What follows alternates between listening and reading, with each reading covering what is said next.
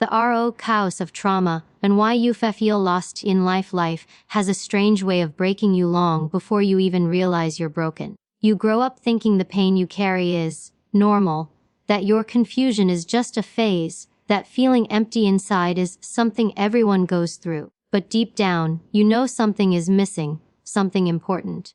You wake up every day with a feeling you can't explain, a heaviness you can't name, and a sense of direction that always feels slightly out of reach. And the truth is, this feeling didn't come out of nowhere. It has a root. It has a history. It has a story. You're not lost because you lack purpose. You're lost because somewhere along the way, life disconnected you from yourself. What if the real reason you feel stuck isn't because you're lazy, weak, or unmotivated, but because a part of you is still carrying wounds you never learned how to name?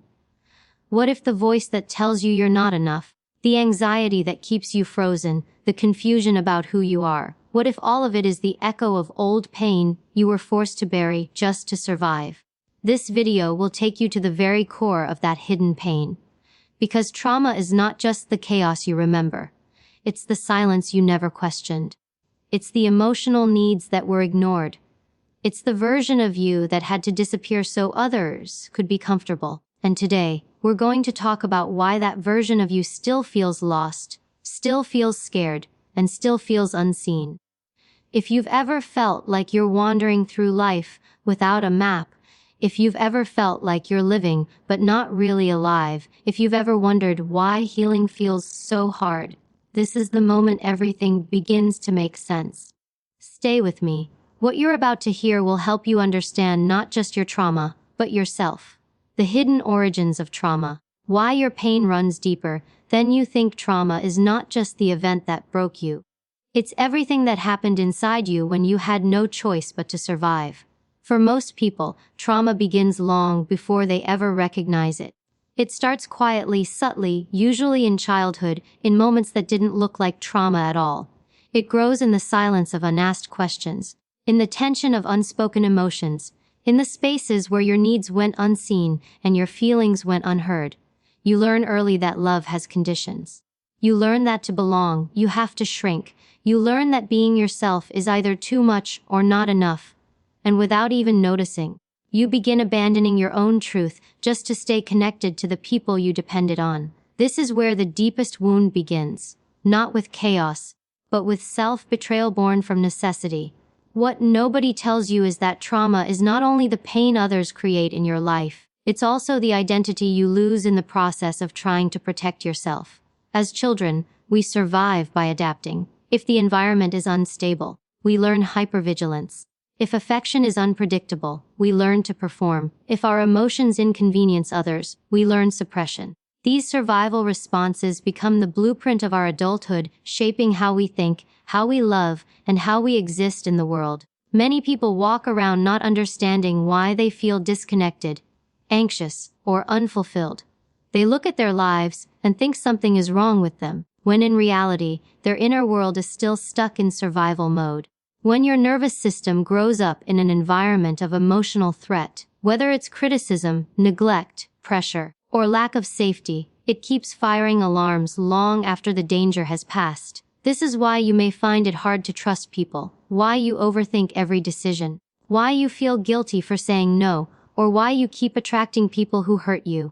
Trauma teaches you to compromise yourself, then convinces you that compromise is normal. Feeling lost, therefore, is not a flaw in your character.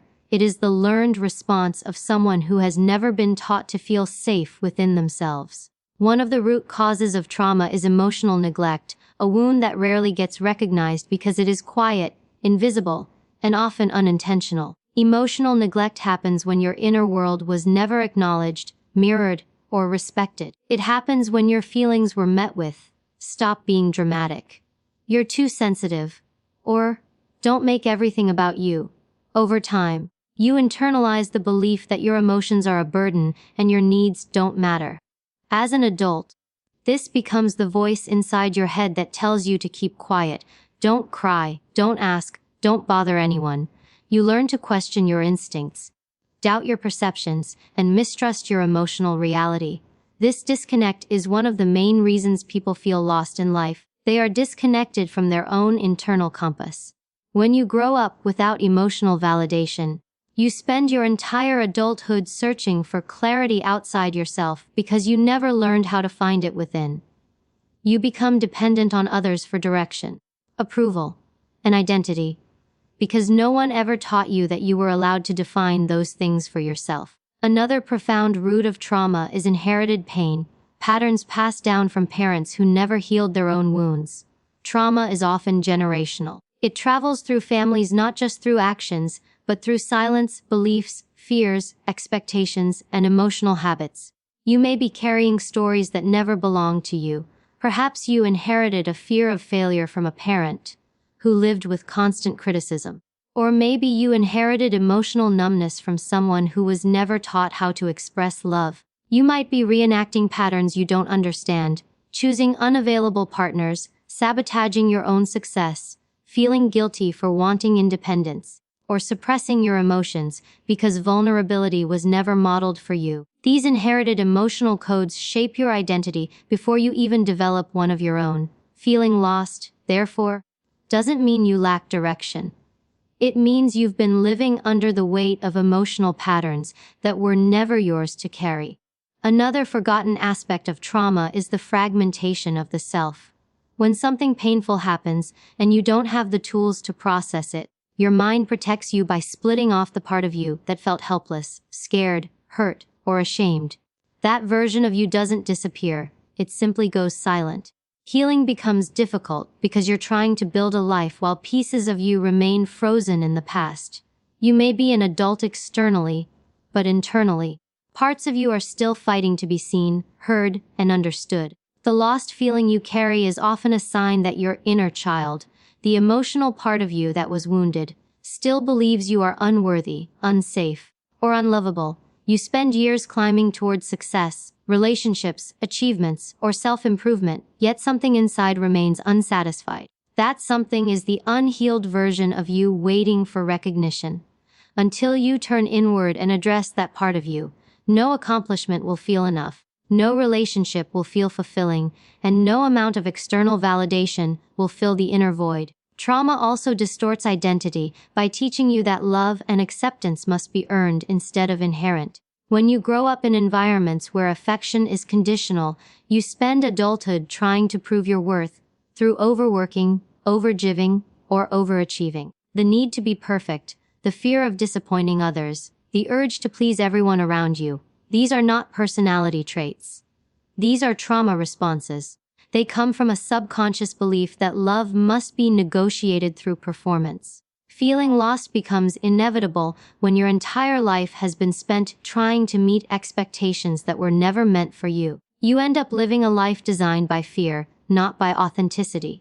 The truth is, people don't feel lost because they lack purpose. They feel lost because they lost connection with themselves. Trauma builds layers, layers of protection, fear, shame, guilt, and silence.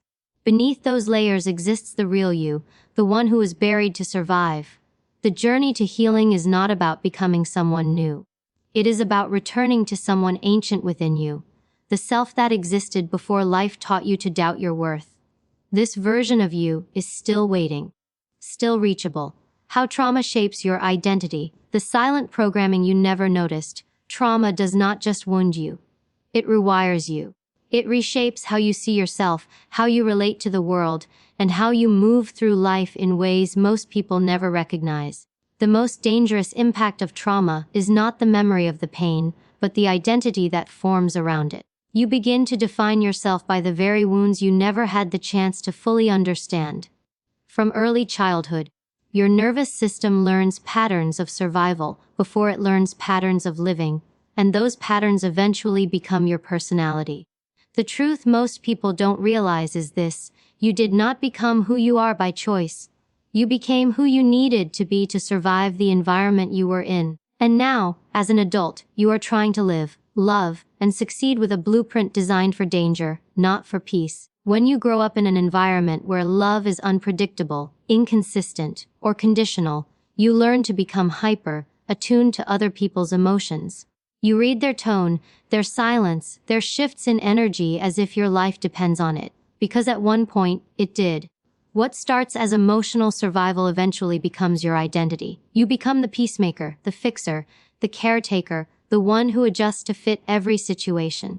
You learn to anticipate other people's needs before they speak, but forget how to understand your own. This is why so many adults feel invisible, drained, and misunderstood. They never learned how to be themselves, only how to be what others needed them to be. Trauma trains your mind to serve everyone except yourself, and you begin to mistake people pleasing for kindness and over-giving for love. One of the most powerful ways trauma shapes your identity is through the creation of limiting beliefs. These beliefs are not conscious decisions, they are emotional truths formed from pain. If you were ignored, you learned, my feelings don't matter. If you were criticized, you learned, I am not good enough. If you were abandoned, you learned, I can't trust people. If you were controlled, you learned, my choices are dangerous. These beliefs become the emotional foundation of your adulthood. You start living your life through the lens of these invisible narratives, repeating the same patterns of relationships, careers, and behaviors that reinforce what you secretly fear. You don't just feel lost. You feel trapped inside a story that was never yours to begin with. Another identity distortion that trauma creates is emotional numbness. When your feelings were too heavy to carry as a child, your mind protected you by shutting them down. This emotional disconnect becomes a survival strategy. You learn to function without feeling. But as you grow up, this numbness follows you into your relationships and your life. You struggle to feel joy, excitement, or peace. You go through the motions of life like someone watching it from the outside. You may appear strong, calm, or independent, but inside you feel empty and isolated. That emptiness isn't a flaw. It's the residue of a survival response your mind never learned to turn off. The identity of the emotionally strong person is often just the identity of someone who had no safe space to feel. Trauma also teaches you to mistrust your intuition. When your early experiences taught you that your perceptions were wrong, your needs were inconvenient, or your emotions were too much, you learned to doubt your inner voice. You stopped trusting your instincts and started relying on external validation to make decisions. Over time, you become disconnected from your internal guidance system. This is one of the biggest reasons people feel lost. They can't hear their own truth over the noise of fear, guilt, and self-doubt. Trauma suppresses the inner compass you were born with, making you believe others know better than you. You may find yourself in relationships you didn't choose for yourself, careers that don't fulfill you, and environments that drain you, because you learned to ignore your inner signals in order to survive. One of the most subtle yet powerful ways trauma shapes identity is through the roles you unconsciously take on. Some become the overachiever, constantly proving their worth through success. Others become the caregiver, finding identity in saving or fixing others. Some become the rebel, rejecting authority to protect themselves from control. Some become the perfectionist, terrified of making mistakes because mistakes once led to pain. And some become the invisible one, shrinking themselves to avoid conflict or attention. These roles feel normal, natural, even necessary, but they are adaptations, not authenticity. They are the masks you wear to stay safe. And the tragedy is that many people die wearing the mask, never meeting the version of themselves that existed before the trauma. Trauma also influences how you attach in relationships. If your early connection with caregivers was inconsistent or unsafe, your nervous system develops attachment styles based on fear, withdrawal, or anxiety. You may fear abandonment and cling too tightly, or fear vulnerability and keep people at a distance. You may confuse chaos with chemistry because calmness feels unfamiliar. You may sabotage healthy relationships because they threaten your learned identity of unworthiness. All of this shapes how you see yourself, either too much, not enough, or fundamentally flawed. But these identities are not truths. They are adaptations to environments that never offered you safe love. Another powerful identity wound caused by trauma is self-abandonment. When your needs were minimized or mocked, you learned to silence yourself. When your boundaries were violated, you learned to have none. When your voice was ignored, you learned to whisper. This self-abandonment becomes so ingrained that you don't even notice when you do it. You apologize for things that aren't your fault. You accept behavior you don't deserve. You suppress your desires because you don't believe they matter. Over time, you become a stranger to yourself, living a life built around the expectations of others. This is why so many people feel lost. They have spent years walking away from themselves. Ultimately, trauma shapes your identity by disconnecting you from your true self. The person you became was shaped by fear, not freedom. But the truth is, your authentic self is not gone, it's buried. Beneath every survival role, every limiting belief, every emotional wound, there is a version of you that still exists. The one who was curious, open, sensitive, hopeful, loving, intuitive, expressive. Healing is not about creating a new identity. It is about removing the layers of trauma that concealed the real one. You are not lost. You are hidden beneath everything you did to survive. Emotional survival mod. How trauma traps you in a life that doesn't feel like yours. Trauma doesn't just hurt you in the moment. It reconditions your entire nervous system to believe the world is unsafe. What most people call feeling lost, unmotivated, or emotionally stuck is often the result of living in constant survival mode. Survival mode is not a mindset, it is a state of the nervous system shaped by past pain. It alters your thoughts, your reactions, your relationships, your habits, your decisions, and even the way you feel in your own skin. When you grow up in an environment where you had to stay alert, be careful, stay small, or protect yourself emotionally, your mind learns to operate as if danger is always around the corner. And the tragedy is this: even when you are finally safe, your body continues to behave as if you're still in the battlefield. This is how trauma traps people in lives that don't reflect who they truly are, because their choices are made from fear, not freedom. When your nervous system becomes wired for survival, you start living in a perpetual state of hypervigilance.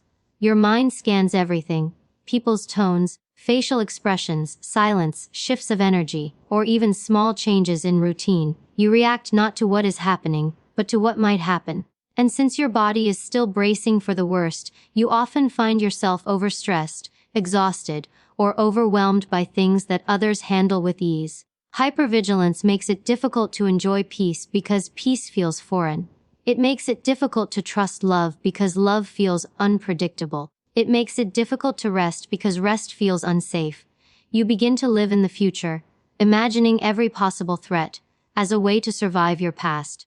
This focused fear keeps you from being present in your own life. Survival mode also teaches you avoidance. When you grew up with emotional chaos, your brain learned that certain situations or emotions were too dangerous to face. So you avoid responsibility, confrontation, vulnerability, intimacy, or anything that feels like a threat. This avoidance becomes your coping mechanism, but eventually, it becomes the reason your life never changes. You avoid applying for opportunities because you fear failure. You avoid speaking up because you fear conflict. You avoid relationships because you fear abandonment. You avoid emotional risk because you fear being hurt again. Avoidance is one of the biggest reasons people feel lost. They live in a small, controlled world, not because they lack potential, but because their mind associates expansion with danger. Another way trauma traps you in survival mode is through emotional shutdown. When your emotions were too overwhelming or unsafe to express, your body learned to numb itself. You stopped feeling joy because joy felt temporary. You stopped feeling sadness because sadness wasn't allowed.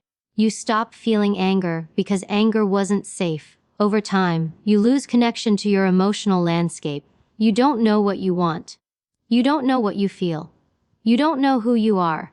You become detached from your own needs, your intuition, and your inner truth. This emotional numbness is often misinterpreted as laziness, apathy, or depression, but in reality, it is a survival response.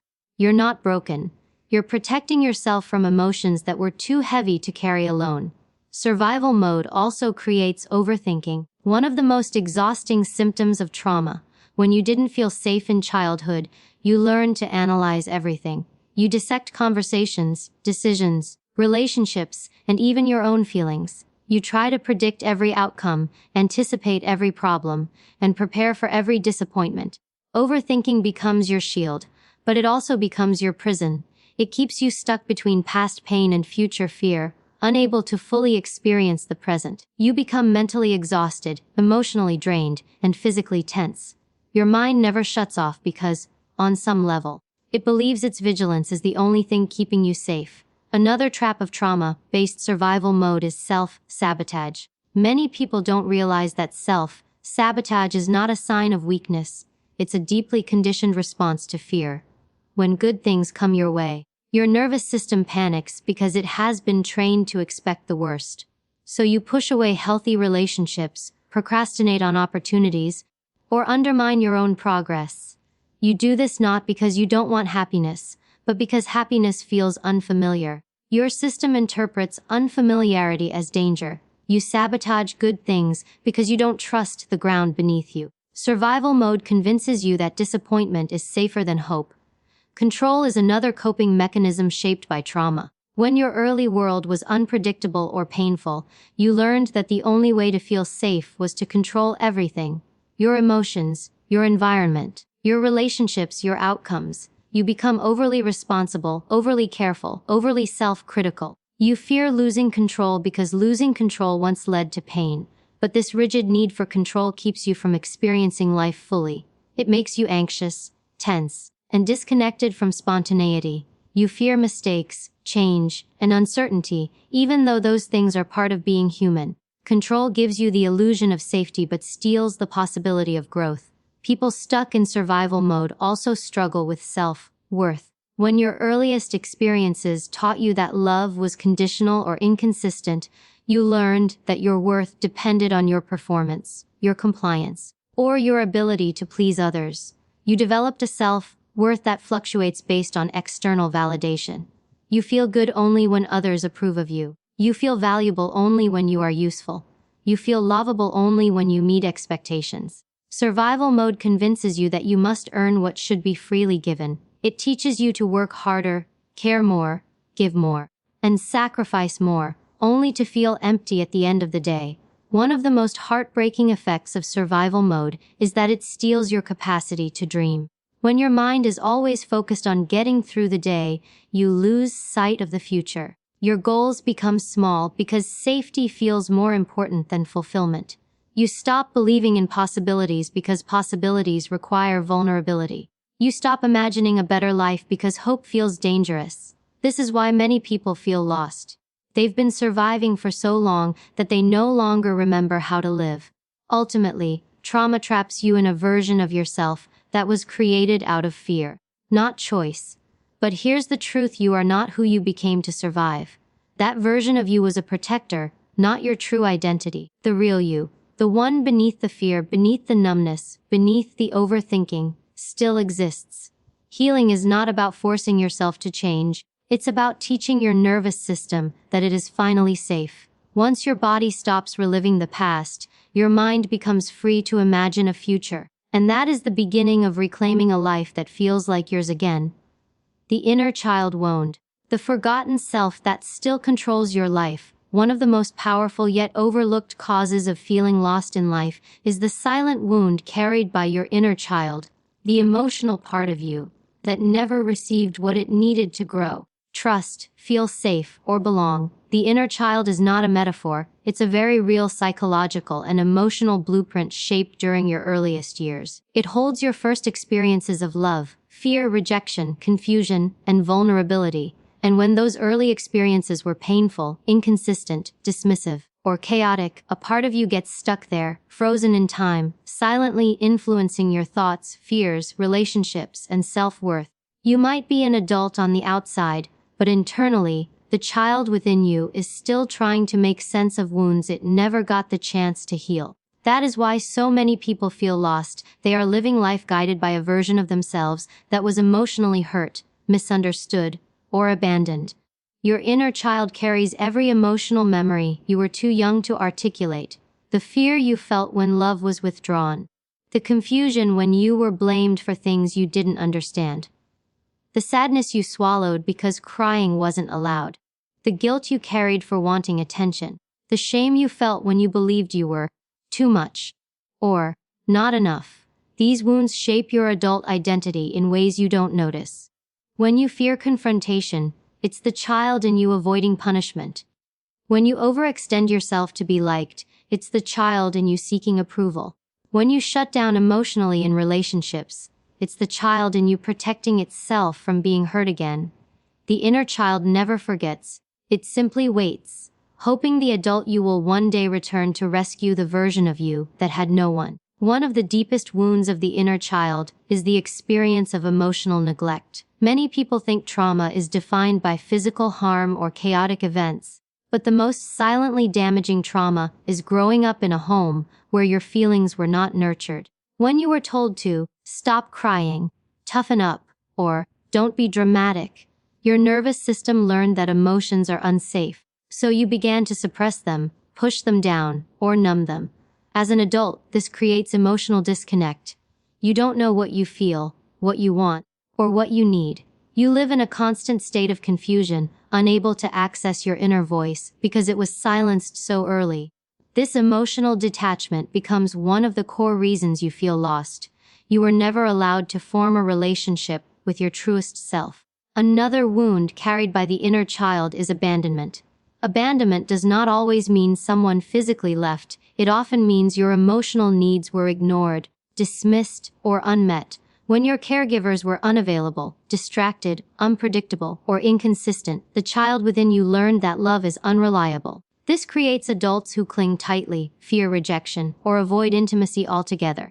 You may chase emotionally unavailable people because that is the pattern your inner child recognizes. Or you may push people away at the first sign of closeness because your inner child is terrified of being hurt again.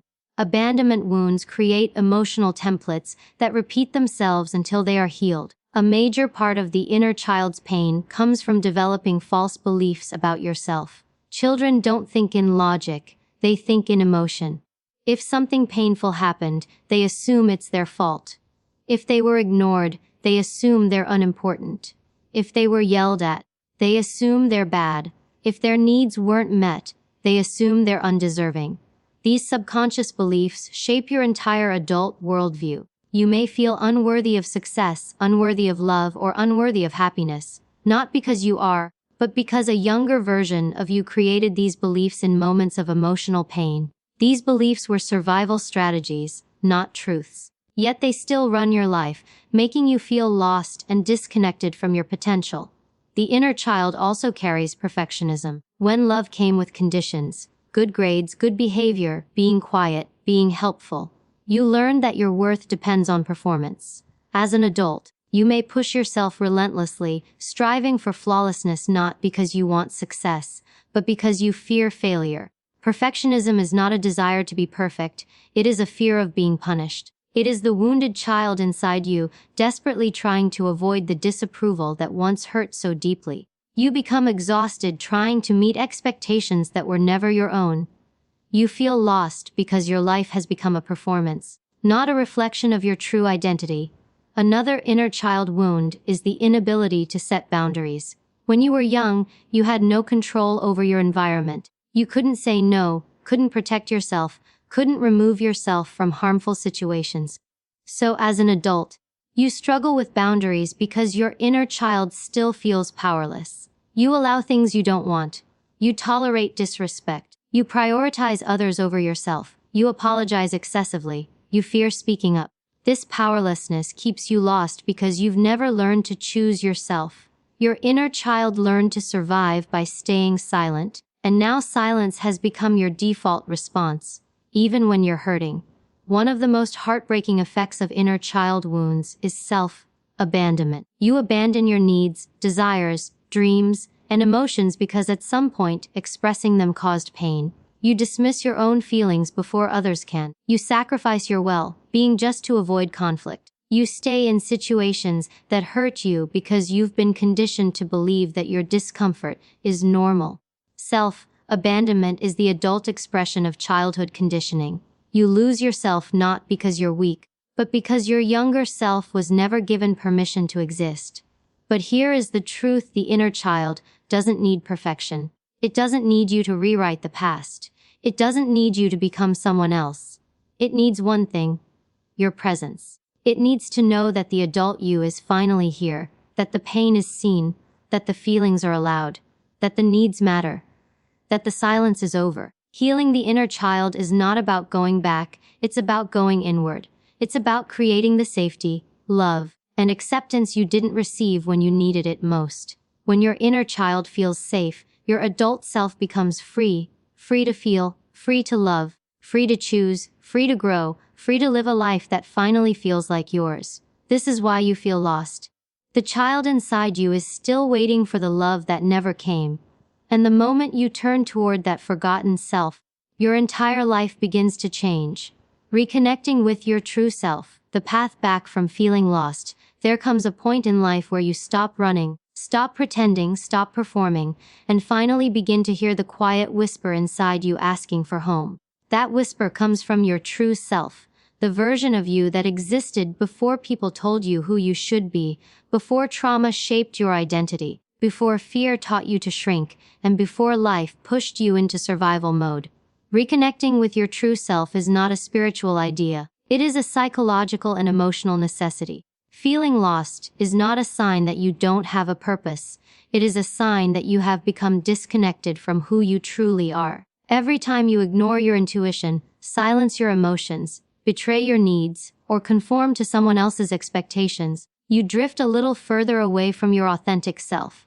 And the longer you stay disconnected, the more life starts to feel heavy, confusing, and directionless. But the path back is always possible because your true self never disappears. It waits. Reconnecting with your true self begins with awareness. You cannot return to who you are if you never acknowledge who you became. Trauma, fear, expectations, and survival shaped a version of you that was necessary at the time, but that version is not the full expression of your identity. Awareness means recognizing the masks you wear, the strong one, the quiet one, the responsible one, the agreeable one, the tough one, the perfect one. These roles helped you survive, but they are not your truth. When you start noticing the moments you feel drained, uncomfortable, or disconnected, you are witnessing the tension between your real self and your survival self. That discomfort is a message. It means you are out of alignment with your inner truth. The next step in reconnecting with your true self is learning how to feel again. Many people feel lost because they've spent most of their lives suppressing their emotions. When expressing your emotions was unsafe, you learned to ignore them. But emotions are not random, they are signals from your authentic self. When you feel sad, your inner self is asking for release. When you feel anxious, your inner self is trying to protect you. When you feel angry, your inner self is calling for boundaries. When you feel joy, your inner self is aligning with truth. Reconnecting with your emotions is not weakness.